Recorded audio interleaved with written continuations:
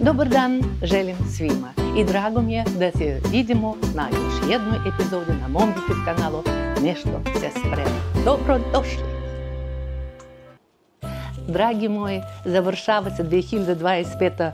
godina, koja je bila još jedna godina našeg sa vama druženja. Ja se nadam i 26. će biti, nastavit ćemo da se družimo i u 26. godini.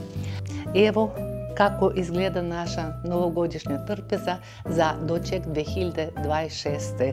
godine. Sad će doći djeca, mi smo već sve pripremili. Evo, riblja čorba na ruski način. To sam vama već pokazivala. Sa prosom, sa zelenišom, sa bakalarom i tako dalje. Ispekla sam patku sa jabukama unutra.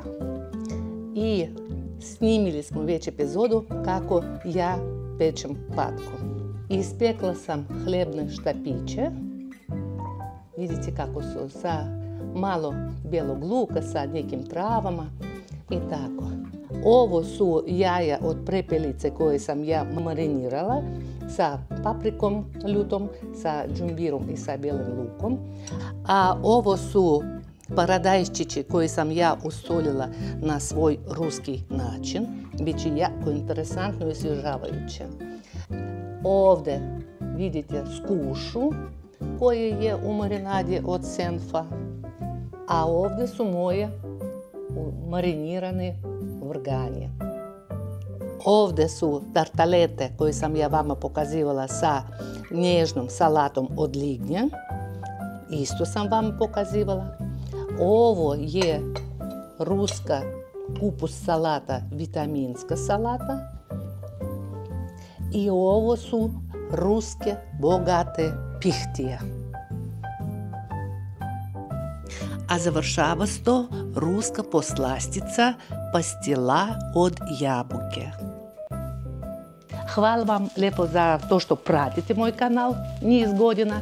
Hvala vam lijepo za vaše divne komentare, a pogotovo za to što vi ste meni priznali da sam ja prijatna i simpatična ženica, da sam ja guru ruske kuhinje, da sam ja prava domaćica i simpatična ženica koja ume i zna da sprema i dijeli bez ikakvih tajne sve detalje kako šta se kuva.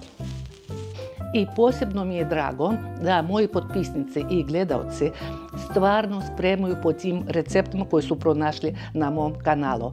Tako da ja vama želim mnogo kulinarskih dostignuća i uspjeha. I vi sami znate, najobičniji sastojci, ali jelo praznično čeka na svaki dan. A što da ne bude nam praznik svaki dan?